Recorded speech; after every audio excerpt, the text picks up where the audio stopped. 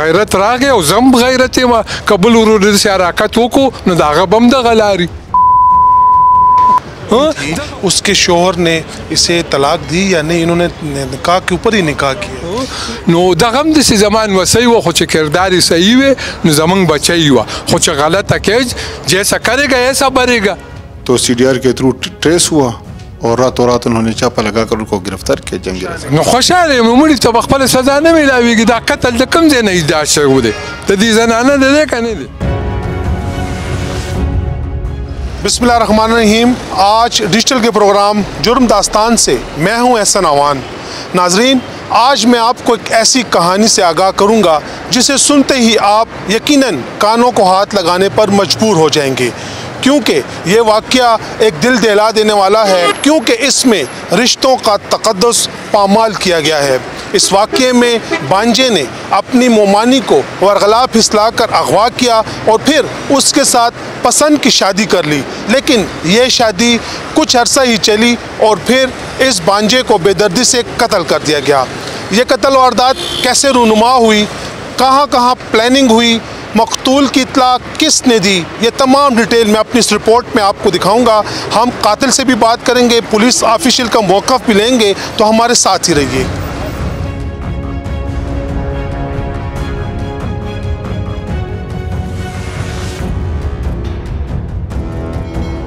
ناظرین، کنال ٹاؤن میں نوجوان کو قتل کرنے والا قاتل اس وقت میرے ساتھ موجود ہے. آئین سے بات کرتے بابا صاحب سنم دے زما خیال محمد دا څه کیسه وه؟ پولیس ولې نیولې؟ دا جی دا کیسه وه چې سردار چې دی دا زما وراره دی او د میري مور د زوی مې دی او زه دلته جهانګیري شهیدي عمر آباد کې پاتې کېږم. د 10-15 سالو نه جي زه دلته پاتې کېږم او دا د کلي د زنانه واقعه وه او دا کوم هلک چې قتل شوی دی د خپلې مامي تښتولې وه د کور نه او د هغې چې بیا موږ ته اطلاع وشو خو هلک ما نه پېژاندو. خو چې دی په کوڅه کې موږ له مخې له راغی نو سردار ما له تومانچه راکړه چې کاکا دا واخله او ما ورته وویل چې زه په دې څه وکړم او بیا ما سردار ته ورکړه او بیا چې ډزې وشو هلک قتل شو بیا موږ اخوا لاړو بل سایډ ته نو بیا ما له سردار تماچه راکړه چې کاکا دا ته واله او دغه لکه تی سنبال کړه ما بیا هلته وغورځوله. دا چې کوم کس دی وجلی د دې رؤف نوم و؟ د دې رؤف نوم و د سردار سکه خورایې دی جي. نو دې خپله مامي تښتوله؟ د خپلې مامي تښتوله ظالم.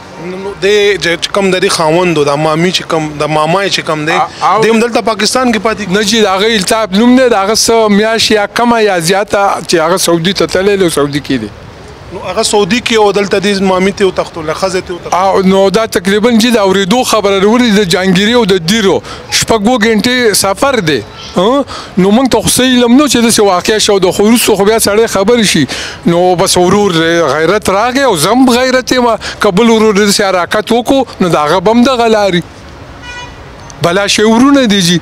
د هېڅوک داسې نه دی د هر سړي مامي هم شته خور یې هم شته مور یې هم شته چې څوک د غلط کار کوي چې د غلط کار به غلط انجامېږي. دا لږ غله نه چې مامي سره مامي وتښتوله مامي سره یې واده وکړو نو دا خو دې نور علم ماته نشته اوس چې مامي چېرته کېده کراچۍ کې ده کوم ځای کې ده کوم ځای کې نه ده او نه به هغه زموږ نه بچ پاتې شي خو هغه د هغې وارثان پوه شه او کار یې پوه شه خو موږ خو زموږ خو خپل خورایی و بچی مو زما جي نمسی کېږي جنۍ مې هم نمسی کېږي د خورایي لور مې ده.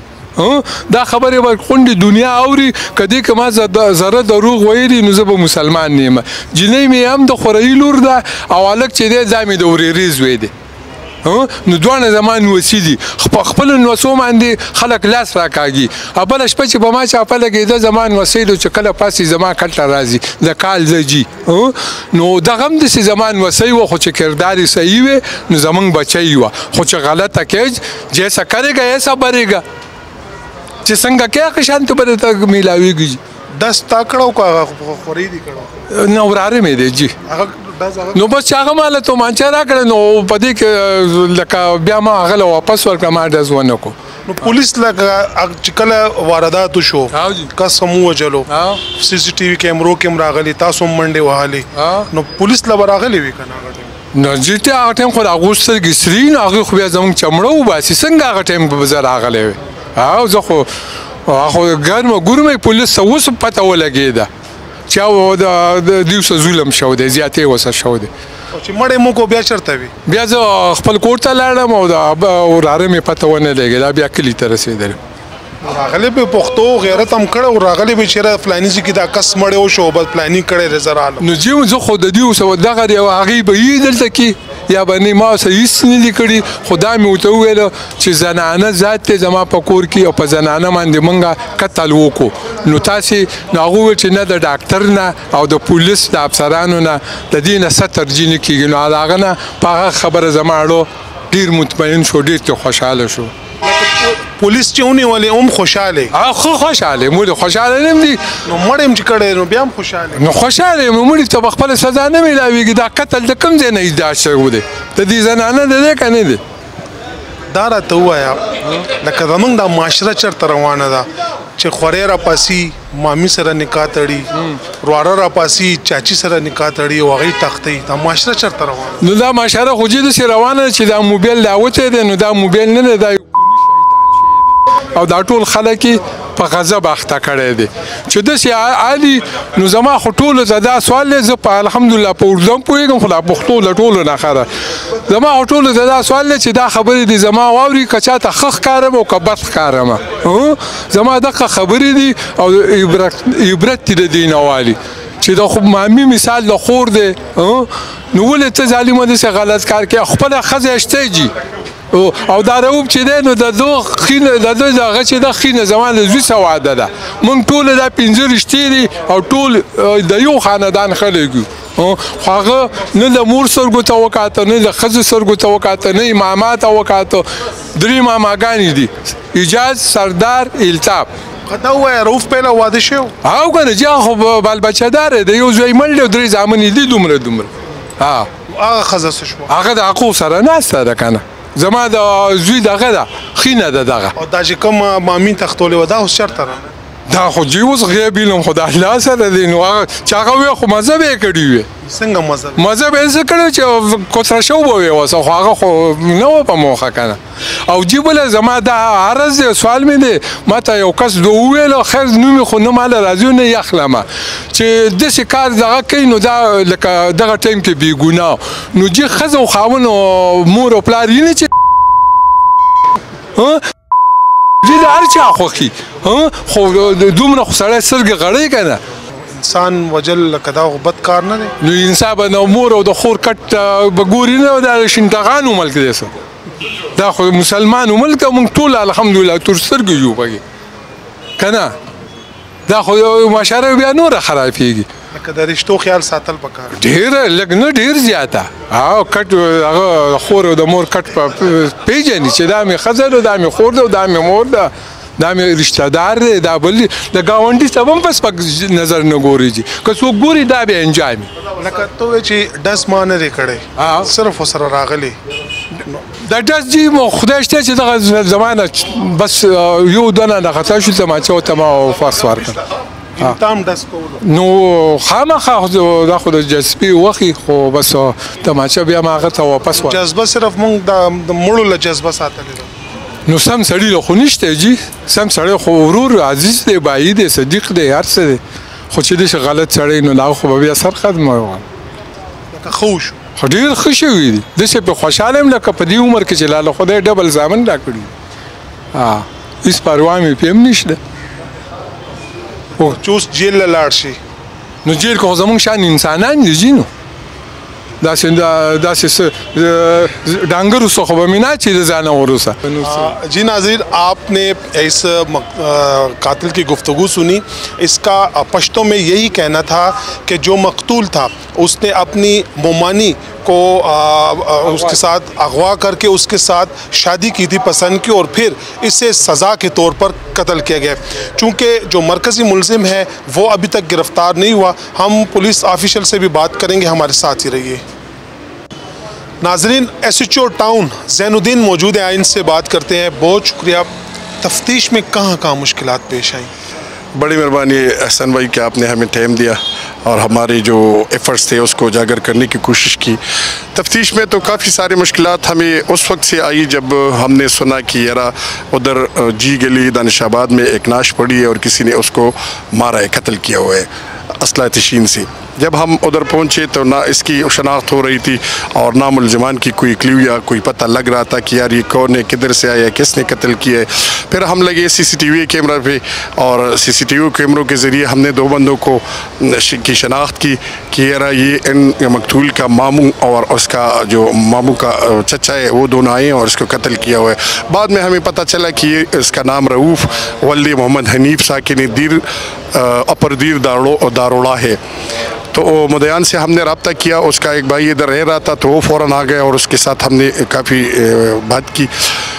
CCTV فوٹیج اور جیو فینسنگ CDR پہ ہم نے کافی حد تک کام کیا. اس سے ہمیں یہ نتیجہ نکلا کہ یہ داروڑا میں رہ رہے ہیں.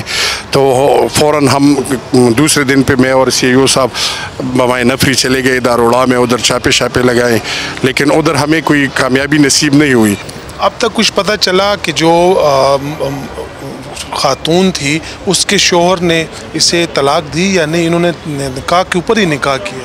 نہیں, وہ ایکچولی بات اس طرح تھی کہ اس جو حنیف ہے, یہ مقتول جو ہے محمد رؤوف, یہ تو اس کا بانجا تھا, الطاف کے گھر آتا جاتا تھا اور الطاف کی بیوی اور اس کے درمیان میں اشنائی کے جو تعلقات بنے تھے, اسی اشنائی کے تعلقات کے بنا پر الطاف نے اپنی بیوی کو طلاق دی.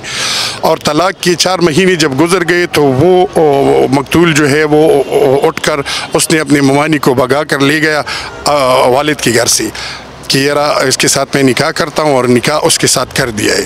لیکن جب وہ اپنے والد کے گھر سے گئی تھی تو اس نے اپنے والدین کی ہاں ایک سٹامپ پیپر چھوڑی تھی کہ میں اپنے مرضی سے زیب تن کپڑوں میں جو ہے جا رہی ہوں اور میں نے اپنے گھر سے کوئی کسی بھی چیز کو اٹھا کر نہیں لے گئے ہیں.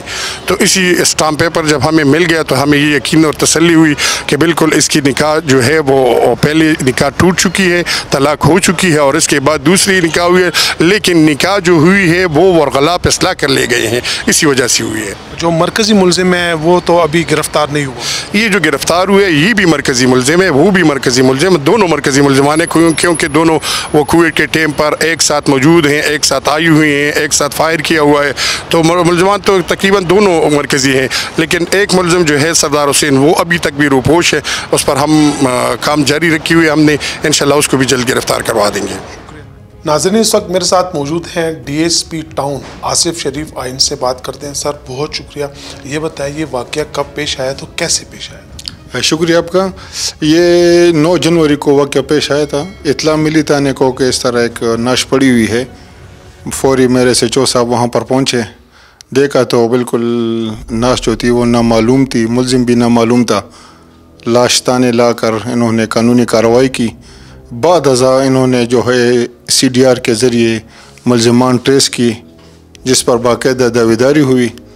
اس کے بعد انہوں نے جو ملزمان تھے وہ دیر اور ملکنڈ ریجن سے تعلق رکھتے تھے, تو CDR میں ان کو واضح ہو گیا. دعویداری کے بعد انہوں نے وہاں پر بھی کافی چاپہ زنی کی, چاپے لگائے.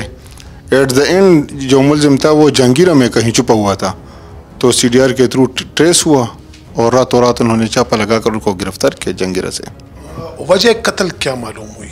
وجہ قتل عورت جو تھی وہ جو گھر سے بھاگ گئی تھی, اس کے ساتھ انہوں نے نکاح کیا, اور جو نکاح کی ہوئی عورت تھی تو اس نے نکاح پر نکاح کیا, ممانی تھی جو اس کی, جس وجہ سے یہ قتل ہوا. اب وہ ممانی کہاں پر ہے, کچھ پتہ چلا؟ اب وہ جو ہے وہ جب اس وقوع کے بعد کافی ٹریس آؤٹ جب پتہ چلا تو وہ کراچی بھاگ گئی ہوئی ہے, اور ہم کوشش کر رہے ہیں کیونکہ وہ بھی اس وقوع میں کچھ نہ کچھ اس کی انوالومنٹ ہے, تو وہ پراپر جو ہے وہ شواہد جو ہے فائل پر لا کر اس کو بھی انشاءاللہ اریسٹ کریں گے. مجموعی طور پر کتنے ملزموں پہ دعویداری ہوئی تھی؟ گرفتار تو ایک ملزم ہوا ہے, اس کا کردار کیا تھا؟ ملزمان دو ملزمان پر قتل کی دعویداری ہوئی ہے, اور دونوں موقع پر موجود تھے. ان کی انوالومنٹ تھی, ایک دوسرے سے جو ہے انہوں نے رابطے میں تھے اور ایک دوسرے کو سپورٹ کیا تھا. ناظرین, یہ واقعہ ہمیں ایک سبق ضرور دے گیا کہ کوئی بھی قدم اٹھانے سے پہلے اس کے نتائج ضرور دیکھنے چاہیے, ورنہ ایسے ہی بھیانک انجام سامنے آئے گا. اگلے پروگرام تک اجازت دے اور دیکھتے رہیے جرم داستان.